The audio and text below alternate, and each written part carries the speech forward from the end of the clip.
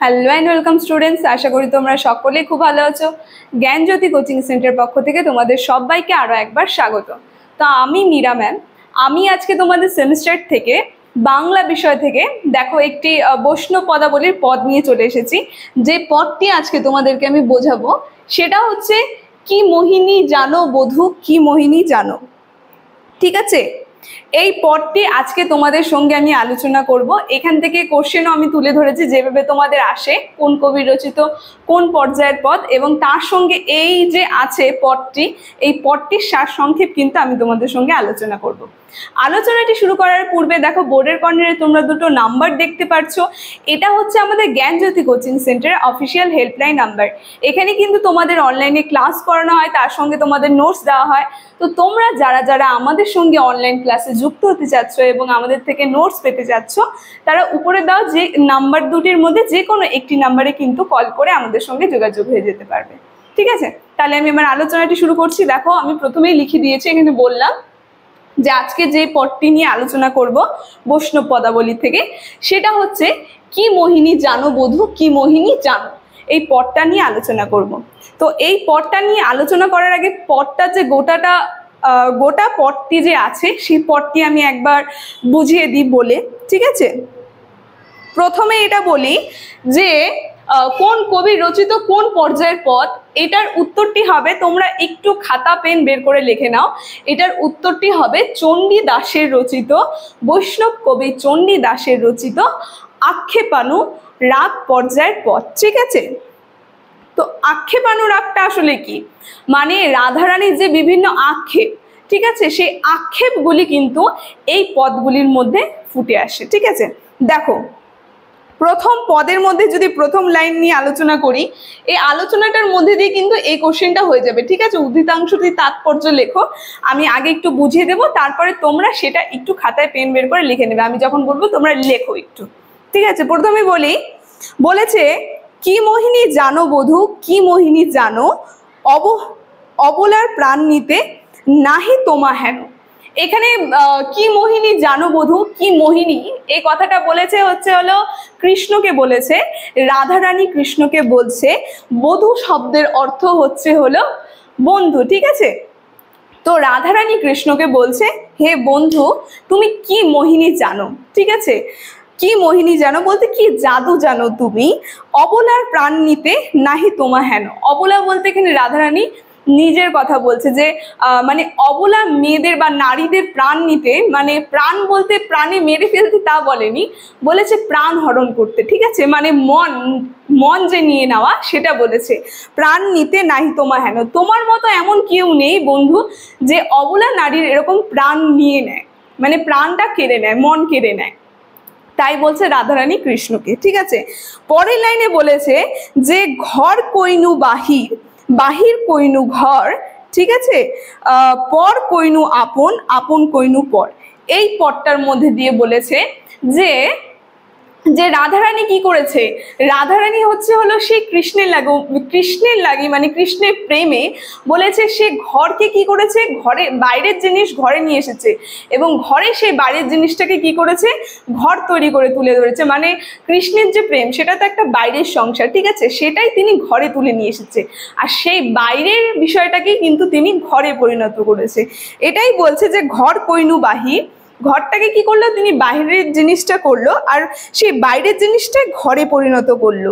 বললো পর কইনু আপন, আপন কইনু পর। পর কইনু আপন বলতে এখানে কি বলেছে, যে যেগুলা হচ্ছে পর, মানে কৃষ্ণ তো একজন পর না, তো সেই পরকে তিনি কি করেছেন, আপন করে নিয়েছেন, কৃষ্ণকে আপন করে নিয়েছেন। আর আসলে তার যে আপন মানে আত্মীয় স্বজন বন্ধু বান্ধব যারা আছে তাদেরকেই, সে আপনকেই কিন্তু তিনি এখন পর বানিয়ে দিয়েছেন। মানে কৃষ্ণের প্রতি তার এত ভালোবাসা এবং এত প্রেম, সেই প্রেম থেকে তিনি বলছেন যে তিনি তার নিজের আপনদেরকে পর করে দিয়েছে এবং কৃষ্ণকে তিনি কি করেছে, আপন করে নিয়েছে। ঠিক আছে, তারপরে বলেছে রাতি কইনু দিবস এবং দিবস কইনু রাতি, বুঝিতে নারিনু বন্ধু তোমারও পীড়িতি।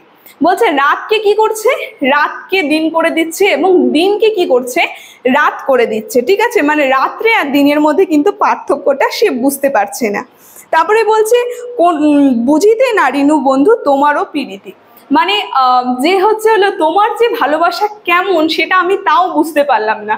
আমি তোমার জন্য এত কিছু করলাম, দিন রাত আমার কাছে এখন একই হয়ে গেছে। আমি পরকে আপন করেছি, আপনকে পর করে নিয়েছি, কিন্তু তোমাকে এতটা আমি আপন করে নিয়েছি পর হয়েও, কিন্তু তোমার যে ভালোবাসা সেটা তাও আমি বুঝতে পারছি না। এইটা বোঝালো। তার পরের লাইনটায় চলে যাই, বলেছে দেখো তারপরে বলেছে যে কোন বিধি শিরজিল সতেরো শ্যাওলি, কোন বিধি শিরজিল সতেরো শ্যাওলি, এমনও ব্যথিত নাই ডাকি বন্ধু বলি। বললো যে যেরকম স্রোতের যে শ্যাওলাগুলো সেগুলো কি হয়, ভেসেই থাকে, কিন্তু এক জায়গা থেকে অন্য জায়গায় যায় না। তাই বলছে সেই স্রোতের শ্যাওলির মতো তার জীবনটা হয়ে গেছে।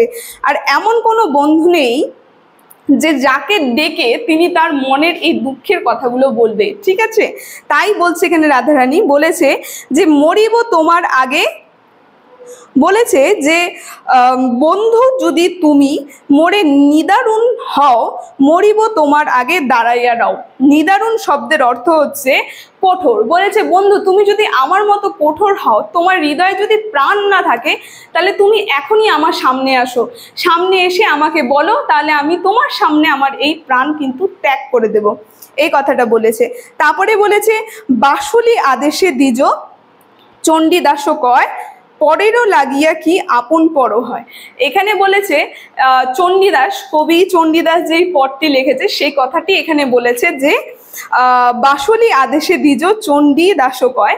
চণ্ডীদাস বলছেন যে পরের লাগিয়া কি আপন পর হয়, মানে পরের জন্য যে আপনদেরকে পর করে দিচ্ছে, সে আপনরা কি কখনো পর হয়? সে আপনরা কিন্তু আপনই থেকে যায়। তো চণ্ডীদাস এই পদটির মাধ্যমে এই সমস্ত যে রাধার যে আক্ষেপ, কৃষ্ণকে ভালোবেসে সে এতদিন জানতে পারেনি, কৃষ্ণের জন্য সে দিন, রাধারানী কি করেছে, দিন আর রাতের তফাৎ বুঝতে পারছে না, নিজের পরকে আপন করে দিয়েছে এবং পরকে পর করে দিয়েছে। এত কিছু করেও আজ তার কোনো বন্ধু নেই, কিন্তু তাও সে কৃষ্ণের প্রেম বুঝতে পারছে না এবং কৃষ্ণকে বলছে যে তুমি আমার সামনে আসো, তুমি যদি এতটাই কঠোর হও এসে আমাকে বলো, তাহলে আমি কি করব, তোমার সামনে আমার প্রাণ ত্যাগ করে দেব। ঠিক আছে, তো কবি চণ্ডীদাস এই পদটির মাধ্যমে যে রাধারানীর যে আক্ষেপ, কৃষ্ণকে ভালোবেসে, এতটা ভালোবেসে, তো সেটাই কিন্তু বোঝাতে চেয়েছে। ঠিক আছে, তো আজকের আলোচনার বিষয়টি আমি এতটুকুনি রাখলাম।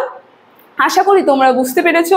আমার আলোচনাটি যদি তোমাদের ভালো লেগে থাকে তাহলে অবশ্যই ভিডিওটি like, comment, share and subscribe করবে আর বন্ধুদের কাছে শেয়ার করে দেবে। Thank you.